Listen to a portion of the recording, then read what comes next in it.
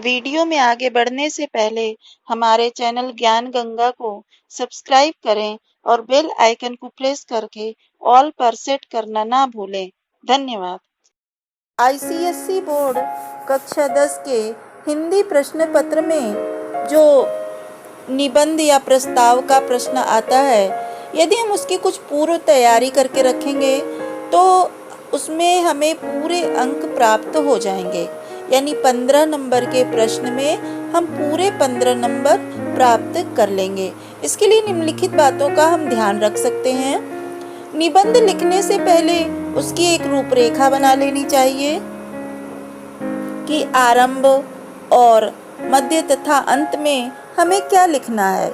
निबंध की भाषा सरल और स्पष्ट होना चाहिए।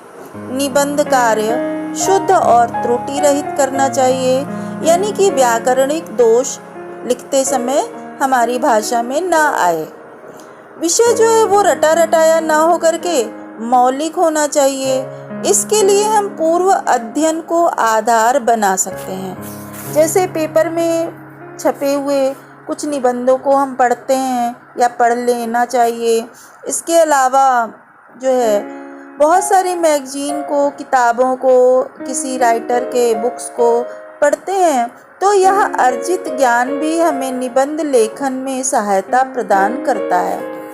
विषयानुकूल ही भाषा का प्रयोग करना चाहिए। विचारों में क्रमबद्धता होनी चाहिए। विचारों की क्रमबद्धता के साथ साथ उनकी संबद्धता का भी ध्यान रखना चाहिए, क्योंकि यह भी बहुत ही आवश्यक है। विषय शीर्षक केंद्रित होना चाहिए। बीच बीच में विषय का भटकाव नहीं होना चाहिए, यानी हमसे जो टॉपिक पूछा गया है हमें उसी टॉपिक के आसपास में ही अपने विषय वस्तु को रखना चाहिए। लेखन कार्य सारगर्भित होना चाहिए, लेकिन बोझिल और जटिल नहीं होना चाहिए, क्योंकि कभी कभी हम लिखते समय बहुत ही कठिन शब्दों का प्रयोग कर लेते हैं तो हमें लगता है हमारा लेख बहुत ही अच्छा बन गया है, लेकिन वो पढ़ने में या देखने में बहुत ही मुश्किल होता है, जिसका पाठकों के ऊपर गलत प्रभाव पड़ता है, अच्छा प्रभाव नहीं पड़ता है। निबंध के शुरुआत में उसका परिचय देना चाहिए, अर्थात भूमिका भाग लिखनी चाहिए। जैसे किसी से मिलने पर हम अपनी बात कहने से पहले उसे अपना परिचय देते हैं। निबंध के मध्य में अधिक विस्तार देने के लिए अनावश्यक सामग्री को नहीं लिखना चाहिए। निबंध का अंत अर्थात उपसंहार विश्लेषणात्मक होना चाहिए, जो पूरे निबंध का प्रतिनिधित्व करता हुआ दिखाई दे रहा हो।